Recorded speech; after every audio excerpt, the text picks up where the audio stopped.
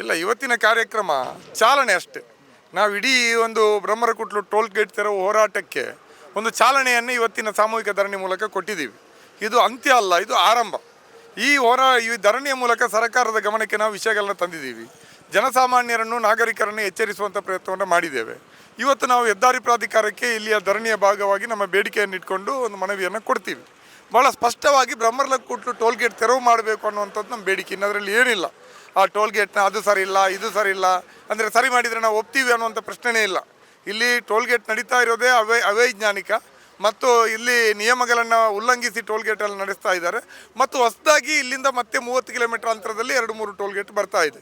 ಅದರಿಂದಾಗಿ ಈ toll gate 23 ವರ್ಷಗಳ ನಿರಂತರವಾಗಿ ಜನರನ್ನು ಹಣ ಸಂಗ್ರಹ ಮಾಡಿದೆ. ಅದೊಂದು ಸುಲಿಗೆ ರೀತಿಯಲ್ಲಿ ನಡೆದಿದೆ. ಈ ಅತ್ಯಂತ ಕಡಿಮೆ ಹೂಡಿಕೆ ಮಾಡಿ ರಚನೆ ಮಾಡಿರುವಂಥ ರಸ್ತೆಯಲ್ಲಿ ಇಂಥ ಒಂದು ಸೆಕೆಂಡಿಗೆ 4-5 ವಾಹನಗಳು ಪಾಸಾಗುವಂಥ ರಸ್ತೆಯಲ್ಲಿ ಹೂಡಿಕೆ ಮಾಡಿರುವಂಥ ದುಡ್ಡು ವಾಪಸ್ ಬಂದಿಲ್ಲ ಅಂತಲೂ ಕೂಡ ಯಾರು ಕೂಡ ನಂಬಲಿಕ್ಕಾಗಲ್ಲ. ಈ ಎಲ್ಲ ಕಾರಣಕ್ಕಾಗಿ ಈ ಟೋಲ್ ಗೇಟನ್ನು ಮುಚ್ಚಬೇಕು ಅನ್ನೋಂಥ ನಮ್ಮ ಆಗ್ರಹ. ಇವತ್ತಿನ ಚಾಲನೆ ಮುಂದೆ ಇದೊಂದು ಬೋರ್ಗರಿಯುವ ಹೋರಾಟವಾಗಿ ಪರಿವರ್ತನೆ ಆಗ್ತದೆ ಅನ್ನುವಂಥದ್ದನ್ನು ನಾವು ಈ ಸಂದರ್ಭದಲ್ಲಿ ಸರ್ಕಾರಕ್ಕೆ ಒಂದು ಗಮನಕ್ಕೆ ತರೋ ಪ್ರಯತ್ನ ಮಾಡಿದ್ದೇವೆ. ಒಂದು ಟ್ರ್ಯಾಜಿಡಿ ಇದು. ಯಾಕೆಂದರೆ ಈ ರೀತಿಯಲ್ಲಿ ಇಲ್ಲಿ ಟೋಲ್ ಗೇಟ್ ಇದು ಇಲ್ಲಿ ಹಾಕುವ ಮುಂಚೆ ನೇತ್ರಾವತಿ ಬ್ರಿಡ್ಜಲ್ಲಿತ್ತು. ನೇತ್ರಾವತಿಯಲ್ಲಿ ಹೊಸ ಬ್ರಿಡ್ಜ್ ಕಟ್ಟಿದಾಗ ಅಲ್ಲಿ ಟೋಲ್ ಹಾಕಿದ್ರು.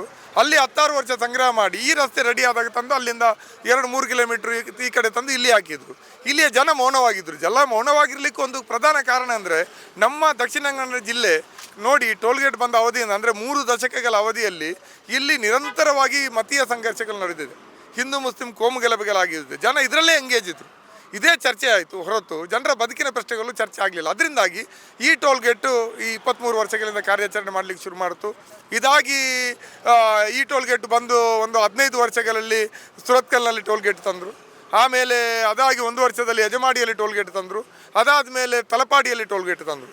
ಅಂದರೆ ಹತ್ತಿರ ಸುರತ್ಕಲ್ ಟೋಲ್ ಗೇಟಿಂದ ಯಜಮಾಡಿಗೆ 11 ಕಿಲೋಮೀಟ್ರು, ಹೆಜಮಾಡಿಯಿಂದ BC ರೋಡಿಗೆ 44 ಕಿಲೋಮೀಟ್ರು, ಹೆಜಮಾಡಿಯಿಂದ ತಲಪಾಡಿಗೆ 43 ಕಿಲೋಮೀಟ್ರು, ತಲಪಾಡಿಯಿಂದ ಬ್ರಹ್ಮರಕುಟ್ಲಿಗೆ ಕೇವಲ 31 ಕಿಲೋಮೀಟ್ರು ಅಂತರದಲ್ಲಿ ಟೋಲ್ ಗೇಟನ್ನು ಹಾಕಿದ್ರು. ಇದು ಯಾವುದಕ್ಕೂ ದೊಡ್ಡ ಹೋರಾಟ ಬರಲಿಲ್ಲ.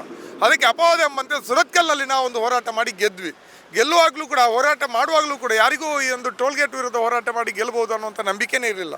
ಯಾಕೆಂದರೆ ದೇಶದಲ್ಲಿ ಯಾವತ್ತೂ ಕೂಡ ಒಂದ್ಸಲ ಆಗಿದಂಥ ಟೋಲ್ ಗೇಟ್ ಮತ್ತು ತೆರವಾದ ಉದಾಹರಣೆಗಳು ಇರಲಿಲ್ಲ. ಆದರೆ ನಾವು ಅಲ್ಲಿ ಗೆದ್ದ ಮೇಲೆ ಇವತ್ತು ಜನರಲ್ಲಿ ಜಾಗೃತಿ ಮೂಡಿದೆ. ಇವತ್ತು ಆ ಸ್ಫೂರ್ತಿಯಿಂದ ಅರಿಕ್ಕಾಡಿಯಲ್ಲಿ ಒಂದು ಹೋರಾಟ ಆಯಿತು, ಟೋಲ್ ಮುಚ್ಚಿದ್ರು.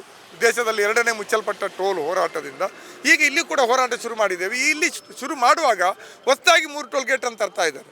ಈಗಾಗಲೇ ನಮ್ಮಲ್ಲಿ 4 ಟೋಲ್ ಗೇಟ್ಗಳಿತ್ತು. ಹೆಜಮಾಡಿ, ಇದು ಬ್ರಹ್ಮರಕುಟ್ಲು, ತಲಪಾಡಿ, ಸುರತ್ಕಲ್. ಅದರಲ್ಲಿ ಸುರತ್ಕಲ್ ಟೋಲ್ ಗೇಟನ್ನು ನಮ್ಮ ಹೋರಾಟದಿಂದ ಮುಚ್ಚಿದರೆ 3 ಇತ್ತು. ಈಗ ಅದರ ಜೊತೆಯಲ್ಲಿ ಈಗ 3 ಟೋಲ್ ಗೇಟನ್ನು ಅವ್ರು ತರ್ತಾ ಇದ್ದಾರೆ. ನಿಮ್ಗೆಲ್ರಿಗೂ ಗೊತ್ತಿದೆ, ಅದು ಒಲಾಳ್ ಇರ್ಬೋದು, ಪಣಕಜೆ ಇರ್ಬೋದು, ಗಂಜಿಮಠ ಇರ್ಬೋದು.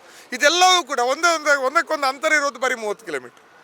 ಈಗ ಜನರಿಗೆ ಇದರಿಂದ ಎಚ್ಚರ ಆಗಿದೆ. ಬಹುಶಃ 23 ವರ್ಷದ ಸುಲಿಗೆ ಈ ರೀತಿ ಮುಂದುವರಿಲಿಕ್ಕೆ ಕಾರಣ ಜನರ ನಿರಾಸಕ್ತಿ ಮಾತ್ರ ಅಲ್ಲ, ಇಲ್ಲಿಯ ರಾಜಕಾರಣ ವಾತಾವರಣ ಆಗಿತ್ತು. ಇಲ್ಲಿಯ ಶಾಸಕರುಗಳಿರ್ಬೋದು, ಇಲ್ಲಿಯ ಸಂಸದರುಗಳಿರ್ಬೋದು, ಇದೆಲ್ಲ ಒಂದು ಆದ್ಯತೆ ಪ್ರಶ್ನೆ ಅಲ್ಲ. ಇದು ವೋಟ್ ಬ್ಯಾಂಕನ್ನು ಅಥವಾ ಚುನಾವಣೆಯಲ್ಲಿ ಮತದಾನವನ್ನು ನಿರ್ಧರಿಸುವಂಥ ಒಂದು ವಿಷಯವೇ ಟೋಲ್ಗೇಟ್ನಂಥ ವಿಚಾರಗಳ ಅಲ್ಲ ಅನ್ನುವಂಥ ಭಾವನೆಯಿಂದ ಈ ಜಿಲ್ಲೆಯಲ್ಲಿ ಇಂಥ ಪರಿಸ್ಥಿತಿ ಉಂಟಾಗಿತ್ತು. ಅದನ್ನು ಬದಲಾಯಿಸಲಿಕ್ಕೆ ನಾವು ಪ್ರಯತ್ನವನ್ನು ಮಾಡ್ತಾ ಇದ್ದೀವಿ. ನಮಗೀಗ ಇಲ್ಲಿಯ MP MLAಗಳು ಉತ್ತರ ಕೊಡಬೇಕು ಅನ್ನುವಂಥದ್ದು ನಮ್ಮ ಭಾಳ ಆದ್ಯತೆ.